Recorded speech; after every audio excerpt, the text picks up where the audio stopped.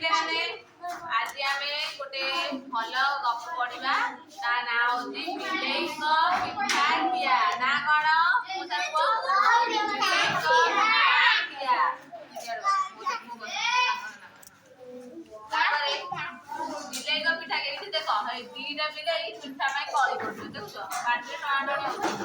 ଗୋଟେ ମହିଳା କଣ କରୁଛନ୍ତି ତାଙ୍କର ପିଠା କରିବାରେ ବ୍ୟସ୍ତ। ଗୋଟେ ବିଲେଇ ତା ପଛରେ ପିଠା ନେଇ ପଳେଇଛି ଛଳ ଛଳା ହଉଛନ୍ତି ହେଲା। ଆମେ ସେଇ ଗପ ଆଜି ପଢିବା। ଦୁଇଟି ବିଲେଇ ଜଣଙ୍କ ଘରୁ ଗୋଟିଏ ପିଠା ଦେଇ ଆସିଲେ। ଏ ଦିଟା ବିଲେଇ ଜଣଙ୍କ ଘରୁ ପିଠା ଦେଇ ଆସିଲେ। ଗୋଟିଏ ପିଠା ଦୁଇ ଜଣ କିପରି ଖାଇବେ ସେଥିପାଇଁ ସେ କଳି। ମାନେ ତମକୁ ଯେତେବେଳେ ତମ ମା ଦଉଛନ୍ତି ସମସ୍ତ ଭାଇ ଭଉଣୀ ବାଣ୍ଟିକି ଦଉଛନ୍ତି। ଆକୁ ଗୋଟେ ପିଠା ତାକୁ ଗୋଟେ ପିଠା। କିନ୍ତୁ ଏ ବିଲେଇ ଗୋଟାଏ ପିଠା ନେଇଛନ୍ତି। ସେଥିପାଇଁ ସେ କଣ କରୁଛନ୍ତି ଦାନ୍ତରେ ଟଣାଟଣି ହଉଛନ୍ତି। ଆମେ ଖାଇବୁ କେମିତି ଆଉ। ତାପରେ ମାଙ୍କଡ ଟିକେ ସେ କଳି କରିକି ସେ ପିଠାଟାକୁ ଆଣିକି ଗୋଟେ ରାସ୍ତାରେ ପକେଇଛନ୍ତି ହେଲା। ମାଙ୍କଡଟିଏ ସେଇ ଗଛ ଉପରେ ଥିଲା। ଗଛ ଉପରେ ଦେଖ ମାଙ୍କଡ ବସିକି ଦେଖୁଛି। ଦେଖିପାରୁଛ ସମସ୍ତେ? ସେ ଗଛରୁ ଓହ୍ଲାଇ ଆସି ଦୁହିଁଙ୍କ ମଧ୍ୟରେ ପିଠାଟିକୁ ସମାନ ଭାବରେ ବାଣ୍ଟି ଦେବ ବୋଲି କହିଲା। ସେ କଣ କଲା? ସେ କହିଲା ତମେ ଯଦି ଦିନ ଇଚ୍ଛା କରୁଛ। ମାଙ୍କଡଟିଏ ଗଛ ଉପରେ ଥିଲା। ଯିଏ ଦେଖିଲା ମାଙ୍କଡ କୋଉଠି ଅଛି ମତେ କହିଦେଲା ହାତରେ। ହଁ ମାଙ୍କଡ ଗଛ ଉପରେ ଅଛି। ବିଲେଇ କଣ କରୁଛନ୍ତି ଦି ଜଣ? ବିଲେଇ ତଳେ ବୋଲି କହିଲେ। ଏଇ ଯୋଉ ମାଙ୍କଡଟା ଦେଖୁଥିଲା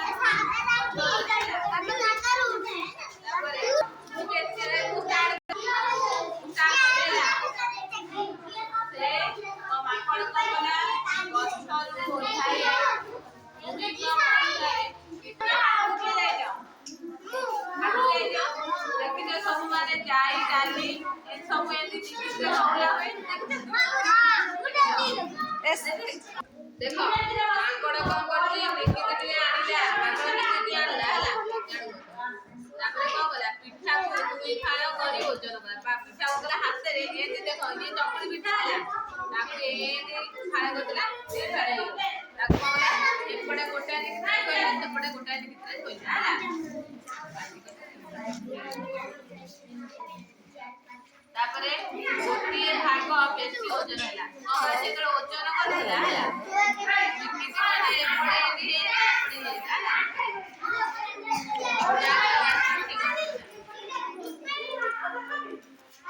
ହେଲା।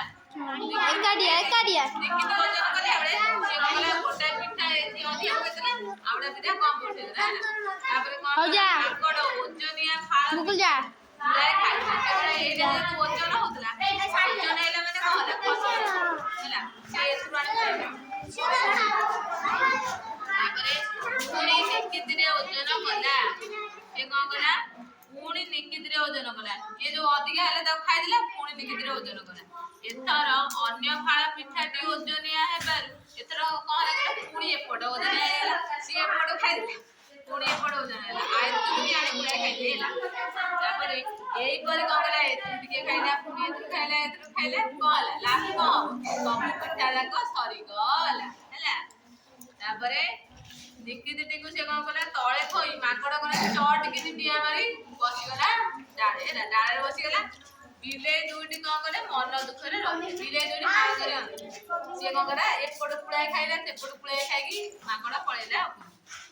ଆମେ ଯୋଉ ବିଲେଇ ଗପ ପଢିଲେ ତା ଦେହରେ ମତେ କିଏ କହିପାରିବ ବିଲେଇ କେତେଟା ଥିଲା?